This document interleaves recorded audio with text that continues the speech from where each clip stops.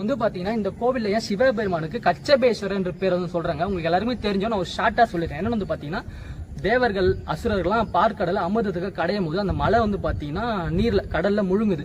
அந்த கடல்ல முழுங்கும் போது பெருமாள் என்ன பண்றாருன்னா ஆமை அவதாரம் கச்சம் அவதாரம் எடுத்து அந்த மலையை போய் தாங்கி பிடிக்கணும்னு நினைக்கிறாரு.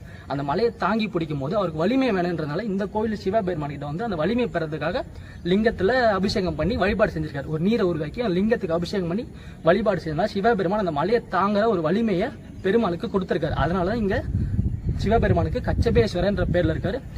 பெருமாள் வந்து கச்ச உருவத்துல வந்து வழிபாடு செய்வோம் கச்சபேஸ்வரர் என்ற பேர்ல இருக்காரு. அப்புறம் வந்து பாத்தீங்கன்னா அந்த அமிர்தமும் கிடைச்சது பெருமாள் வந்து சிவபெருமான சொல்றாரு. சிவபெருமான் அந்த ஆனந்தத்துல இங்க அமிர்த ஆனந்த நடனம் இங்க ஆடி இருக்காரு. சிவபெருமான் நடனமும் ஆடி இருக்காரு. இப்போ வாங்க அப்புறம் இந்த கோவில முக்கியமான ஒரு விஷயம் சொல்றேன். சுந்தரரோட வரலாறு சொல்றேன், வாங்க போலாம்.